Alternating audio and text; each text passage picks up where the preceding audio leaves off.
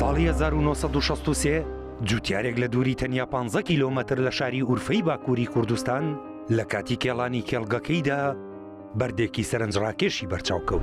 تا زیاتر خۆڵەکەی لادا بەردەکە گەورەتر دەرکەوت.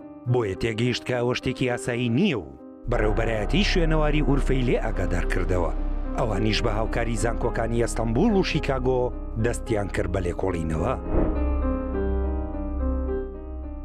سەرەتاوە ئەنزانی یەکێک لە پاژماوەی ڕۆمانەکانە و گرنگیەکی ئەو تۆی پێ نەدرا.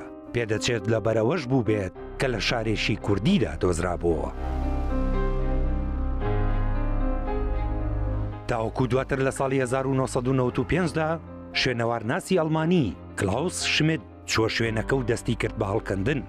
ئەوسا کۆنترین مۆنیۆمنتی مێژوو بەدەرکەوت.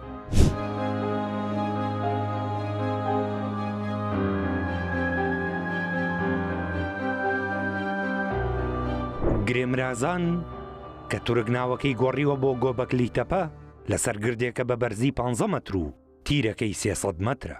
کۆنترین دروستکراوی مرۆڤە و مێژوەکەی دەگەڕێتەوە بۆ 12,000 ساڵ لەمەوبەر، واتە نزیکەی 7,500 ساڵ لە ئەهرامەکانی میسر کۆنترە. شوێنەوارەکە یەکەمین مۆنیۆمنتە مرۆڤ دروستی کردبێت و لە 4 بازنەی بەردین پێکهاتووە کە لە ناوڕاستی هەر یەکێکیاندا 2 بەردی گەورە لە سێرشێوەی PTT بەرامبەر یەکوەستاون. بەردەکان وێنەی ئاژەڵ و باڵندە و مێرویان بە بارزی لەسەر هەڵکۆڕاوە و بەرزیەکەیان لە نێوان 3 بۆ 6 مەترە و بارستاییەکەیان دەگاتە زیاتر لە 20 تەن.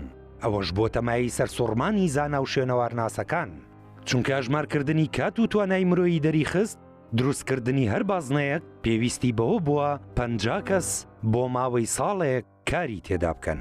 لەو سەردەمەشدا مرۆڤ هێشتا ڕاوکەر و گەڕۆک بووە و کۆمەڵگای دروست نەکردووە.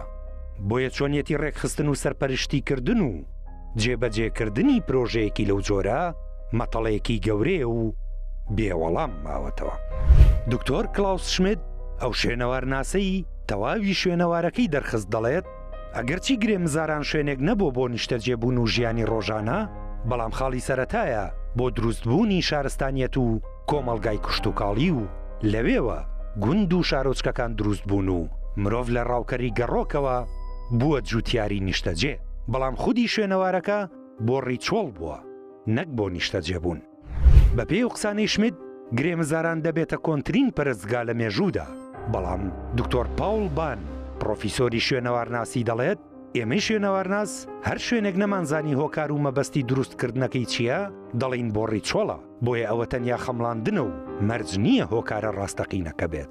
ئەوە ژوا دەکات شێواز و هۆکاری ڕاستەقینەی دروستکردنی گرێمرازان وەک مەتەڵێک بمێنێتەوە و وەڵامی تەواوی نەبێت.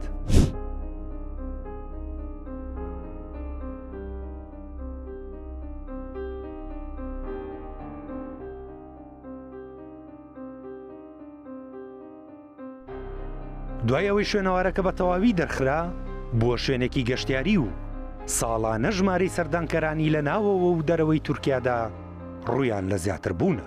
بە تایبەتی دوای ئەوەی ساڵی 2019 ڕەجەب تەیب ئەردۆغان سەرۆک کۆماری تورکیا بە زمانی خۆیان ساڵەکەی ناونا ساڵی گۆبەکلی تەپە. ئەوە ژوای کرد وێڕای پەتای کۆرۆنا ژمارەی سەردانکەرانی بگاتە 419,000 کەس. تەنیا لە 4 مانگی یەکەمی ئەم ساڵیشدا زیاتر لە 100,000 کەس سەردانیان کردووە. سەرپەرشتیارانی شوێنەوارەکە دەڵێن ژمارەی گەشتیارەکان لە ڕۆژی تەنیا 70 کەسەوە گەیشتووەتە نزیکەی 2,000 کەس. لە 42یەمین کۆبوونەوەی لیژنەی شوێنەواری جیهانیدا کە لە تەمموزی 2010دا لە مەنامەی پایتەختی بەحرین بەسترا، گرێمرازان خرایە لیستی شوێنەوارە جیهانیەکانی یونسکۆوە.